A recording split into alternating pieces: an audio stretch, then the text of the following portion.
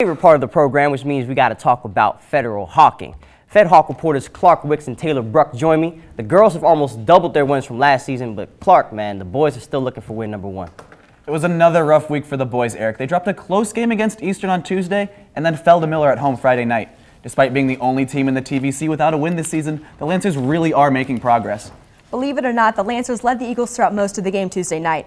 It wasn't until late in the third quarter that Jet Facemeyer and the Eagles pulled ahead to seal the 10-point victory. Exactly. This team just doesn't have much depth. Outside their starting five, junior Chase Reed was the only player to come off the bench for the Lancers. While their starting five has improved tremendously, they just don't have the energy to play a full game. You're right, Clark. Senior Deacon Hatfield was tasked with guarding Jet Facemeyer, and he did a really good job in the first half, holding him to only 8 points. But like you said, the fatigue really wore him down, and Jet capitalized on it to finish the game at 20 points. If the Lancers had found more players to contribute off the bench, they may have walked out with their first win of the season. The boys almost pulled out the win, but the girls didn't fare much better than the boys this week, Eric. They only had one game this week, and it was against one of the best teams in the state, the Waterford Lady Wildcats. They struggled moving the ball up the court all night against a tough Waterford full-court press. They really didn't have much of an answer against the press, Clark. They finished with 19 turnovers and the 40-point loss to the defending state champs.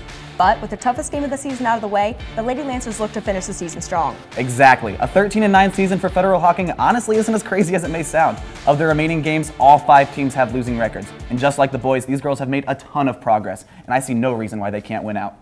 Tomorrow night, the girls will travel to South Gallia, and then they host the Trimble Lady Tomcats Thursday night. The boys also have a matchup at South Gallia next week before they host Wahama. South Gallia might be their last realistic chance to get a win on the board. They got to handle their business. Thank you both. Now, I don't